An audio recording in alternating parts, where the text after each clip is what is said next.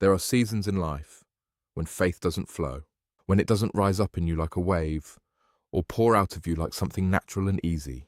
There are seasons when faith feels like work, like effort, like something you have to push yourself into, rather than something that simply lives in you. And if you've ever been in one of those seasons, this message is for you. Because somewhere between the version of faith we imagined and the version of faith we're actually living, there is a gap, a quiet, uncomfortable gap. And in that gap, doubt creeps in. Not always loud, not always dramatic. Sometimes it's just a low hum, a weariness, a sense that you're going through the motions, saying the right words, doing the right things, but wondering if any of it is real. If you've ever felt like your faith was a costume you were putting on, rather than a conviction living inside you, I want you to know something. God is not surprised by where you are. He is not disappointed in your struggle. He is not standing at a distance, arms crossed, waiting for you to figure it out. He is right here, in the middle of the strain, in the middle of the silence, in the middle of the forced, and he has something to say to you today. So let's slow down and listen. I want to start with something that may feel a little uncomfortable. Faith is not a feeling. I know you've probably heard that before, but let's sit with it for a moment. Because sometimes we hear a truth so many times that it stops landing. Faith is not a feeling. That means the absence of the feeling of faith is not the absence of faith itself. There is a difference between faith that is struggling and faith that is gone. A struggling faith is still faith. Think about what it means to struggle. When you struggle with something, you are still in the room. You are still engaged. You haven't walked away. A person who has truly abandoned faith doesn't struggle with it. They've simply stopped caring. But you're here. You're listening. You're wrestling. That means something. That means the seed is still in the ground, even if you can't see anything growing yet. That means the fire is still lit, even if the flame has gone low. And God, the one who breathed life into this whole world, knows how to tend a low flame. Let's talk about why faith sometimes feels forced, because I think we get this wrong. We assume that when faith feels hard, it's because something is wrong with us. We assume the spiritual giants, the people who seem to overflow with joy and conviction, never feel this way. We assume that if we were really close to God, faith would always feel natural, effortless, automatic. But that's not the story of anyone who has ever walked deeply with God. Depth is not the same as ease. Deep things require excavation. They require digging. They require moving through layers of soil that are sometimes packed tight and resistant. Easy faith is often surface faith, and God is not interested in keeping you at the surface. He is interested in your depth. He is interested in a faith that has been tested, tried, pushed to its edges, and found to still be standing. Not because you are impressive, not because you performed well, but because he is faithful. And here is the thing about seasons when faith feels forced. They are not punishments. They are not signs that you've fallen out of favor.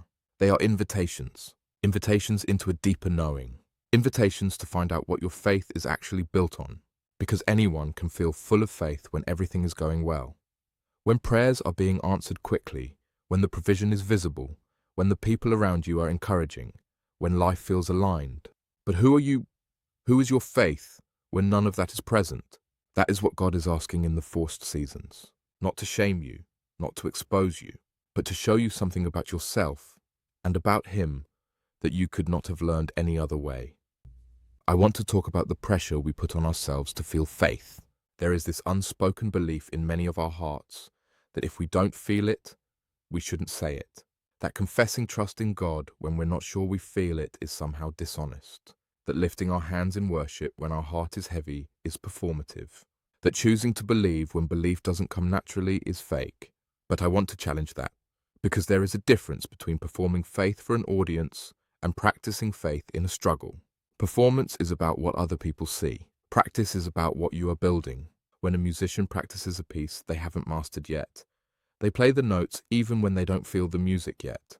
And through that practice, through the repetition, through the showing up even when it feels mechanical, the music eventually becomes theirs. The feeling follows the practice, not the other way around. And that is what God is asking of you right now. Not perfection, not performance. Practice. Show up in the practice. Say the words even when they feel hollow. Lift your hands even when your heart feels heavy. Choose trust, even when every circumstance around you is arguing against it. Not because you have it all together, but because you are building something, and God honors the building. He does not wait until you have arrived to meet you. He meets you in the middle of the journey. Let me tell you about something that I think is at the root of forced faith, and we don't talk about it enough. Grief. Sometimes faith feels forced because we are grieving. Grieving a prayer that wasn't answered the way we hoped. Grieving a season that ended too soon, or one that went on far too long. Grieving a version of life we thought God had promised us. Grieving a relationship, a dream, a vision, a door that closed. And grief changes everything. Grief makes the words taste different. Grief makes worship feel distant. Grief can make the very act of trusting God feel like you're reaching across a chasm. And we don't always name it as grief. We call it dry seasons. We call it spiritual plateaus. We call it doubt. But sometimes, underneath all of it, is grief. A sadness we haven't fully let ourselves feel. A disappointment we haven't brought to God because we weren't sure He could hold it. Or maybe because we were afraid that if we brought it to Him, it would mean we didn't trust Him. But here is the truth. God is not threatened by your grief. He is not offended by your disappointment. He does not need you to protect His feelings. He is vast enough, loving enough, present enough to hold every ounce of what you are carrying. And the beautiful thing about bringing your grief to Him is this. It is an act of faith to cry out to God, to tell Him you are hurting, to say, I don't understand why things went the way they did, and I'm struggling to trust you right now. That is not a failure of faith. That is intimacy. That is the kind of raw, unfiltered honesty that deepens a relationship. And God wants that with you. He is not looking for your polished prayer. He is looking for your real one. I also want to speak to something else that makes faith feel forced. And that is exhaustion. Sometimes we are not spiritually dry. We are just tired. And tired people find everything harder, including faith. When you haven't slept well, when you've been carrying more than your body was designed to carry, when you have been in fight or flight mode for so long that your nervous system has forgotten what peace feels like, faith is going to feel like a mountain. And here is the tender grace of God in those moments. He knows you are human. He formed you. He knows how you were made. He knows that your body and your spirit are connected. He knows that when your flesh is depleted, your soul feels it too. He does not stand over your exhaustion with a clipboard, noting your failures. He comes close to the exhausted. He carries the ones who can't carry themselves anymore. In your most depleted moments, when you literally do not have the strength to muster up a feeling of faith, He is not requiring more from you. He is offering rest. And rest, true rest, is not a spiritual failure. Rest is an act of trust, because you cannot truly rest unless you believe that someone bigger than you is in control. So if you are in a season of exhaustion right now, if faith feels forced simply because you are running on empty, I want to give you permission to rest, not to give up, but to rest, to let God carry you for a moment, to stop performing and just be held. Now I want to shift, because there is something we haven't talked about yet, and that is the role of the enemy in seasons when faith feels forced. Because not every difficult spiritual season is simply a natural part of growth. Some of them are targeted. The enemy knows what he's doing. He doesn't waste his efforts on people who pose no threat. He goes after people who are on the verge of something significant, people who are close to a breakthrough, people whose faith, if it survives this season, will become unshakable. People whose testimony, if they make it through, will set others free. He goes after people like you. And one of his primary tactics is not dramatic temptation or obvious attack. It is discouragement. It is the slow drip of hopelessness. It is the whisper that says, this is too hard. Nothing is changing. God isn't listening. What's the point? Discouragement is a spiritual weapon. And one of the most powerful things you can do in a season when faith feels forced is recognize that some of what you are feeling is not coming from you. It is being projected at you. The weariness, the fog, the disconnect, the sense that your words aren't reaching heaven. Some of that is an assignment against you. And knowing that changes everything. Because it means the struggle is not evidence that you are failing. It is evidence that you matter. It is evidence that there is something worth fighting over in your life. And the God who is in you is greater than anything that has been sent against you. Let's talk about what to do, practically, when faith feels forced. Because I don't want to leave you in the feeling. I want to give you something to hold on to. The first thing I want to say is this: start smaller. When everything feels hard, we sometimes make the mistake of trying to generate more. More prayer, more worship, more effort, as if the solution to strained faith is more strain. But sometimes the answer is not more. It is less done consistently. One genuine sentence to God in the morning. One moment of stillness where you simply acknowledge His presence. One conscious choice to say, I don't feel it today, but I choose you anyway. That is enough. That is more than enough. God can work with a mustard seed. He doesn't need a harvest to start with. He just needs the seed. Give Him what you have, even if what you have feels embarrassingly small. He will honor it. The second thing I want to offer you is this: revisit what you know. When faith feels far away, feelings are unreliable guides. But what you know, what has already been established, what has already been proven in your life, that doesn't change based on how you feel. Think back. Go back to the moments in your life where you can clearly see the hand of God. Not necessarily the big dramatic moments. Sometimes the small ones are even more powerful. The moment the door opened that no human hand could have opened. The moment the provision came from an impossible direction. The moment the peace that doesn't make any sense settled over you in the middle of chaos. The moment you were about to make a terrible decision and something stopped you. Those moments are your anchors. And in seasons when faith feels forced, you return to the anchors, not because you are living in the past, but because the same God who showed up then is the same God who is with you now. He has not changed. He has not become less faithful. He has not become less powerful. He has not forgotten you, and the evidence of His faithfulness in your past is a promise for your present. The third thing I want to encourage you to do is this: be honest with God about where you are, not the polished version, not the version you think He wants to hear. The real version. If you are angry, tell Him. If you are confused, tell Him. If you feel abandoned, tell Him that too. He is not fragile. He is not going to revoke His love because you expressed your frustration. He knows what is in your heart anyway.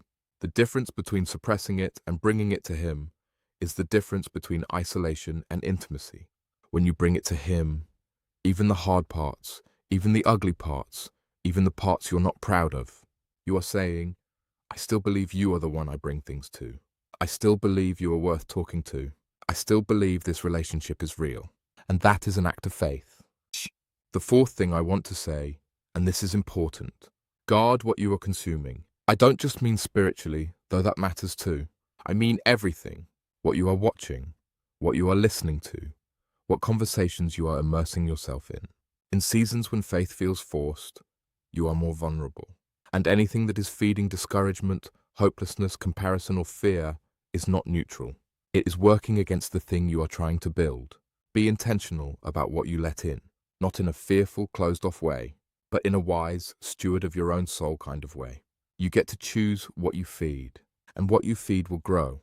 So even when the feeling is not there, feed the faith. Listen to the voice that speaks life. Surround yourself, even if only digitally, with people and words and messages that point you back to God. Let those things wash over you even when you don't feel them landing. The word is going in. It is doing something, even when you can't feel it.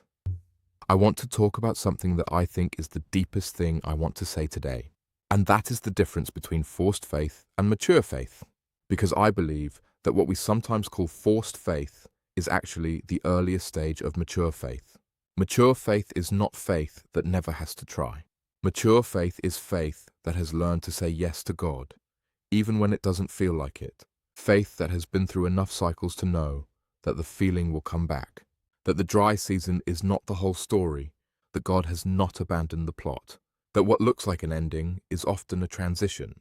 Mature faith chooses trust, not because it always understands, but because it has learned through experience that God is trustworthy. And the only way to develop that kind of faith is to walk through exactly what you are walking through right now. The strain, the silence, the forced. Every single person who has ever developed deep, lasting, unshakable faith passed through a season that looked like this. Every one of them.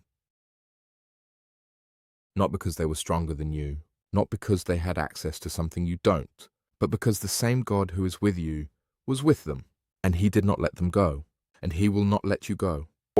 Let me speak to someone very specifically for a moment. Maybe you are in a season where you have been faithful for a long time, and you are tired. You have shown up.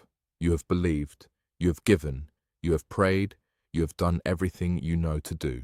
And you are still waiting for the breakthrough, still waiting for the answer, still waiting for the thing you've been holding in your heart to finally become real in your life. And the waiting itself is making faith feel forced, because it is hard to keep believing when you don't see it moving. It is hard to keep declaring what you cannot yet see. It is hard to keep trusting the goodness of a God whose timing feels so different from yours. I want to say something to you directly. Your waiting is not wasted. There is no such thing as wasted time in the hands of God. The waiting is forming something in you that the receiving could not form. Patience, endurance, rootedness, a faith that doesn't require immediate evidence. Those are not small things. Those are the things that will sustain you, not just through this season, but through every season that comes after. And God sees your faithfulness in the waiting. He sees every morning you woke up and chose to believe again. He sees every moment you pushed back the discouragement and held on to hope. He sees every prayer you prayed when you weren't sure anything was getting through. He sees it all, and none of it is lost. None of it. Let me say something about the beauty that can come from this kind of season. Because there is beauty here, even though it doesn't feel like it.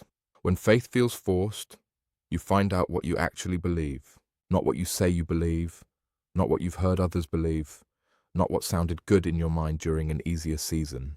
What you actually, in the core of your being, believe about God. And sometimes that process is uncomfortable, because you discover that some of what you believed was built on circumstances, not on character. That your peace was coming from your provision, not from your God. That your confidence was built on outcomes, not on trust.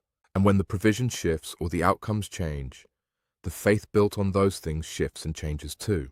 But here is the gift. Now you know. Now you know what needs to be rebuilt, what needs to be strengthened, where the foundation needs to go deeper. And God can build something in you now that circumstances cannot touch. A faith that holds when everything else shakes. A peace that doesn't depend on perfect conditions. A trust that is grounded not in what He does, but in who He is. That is what comes out the other side of a forced faith season.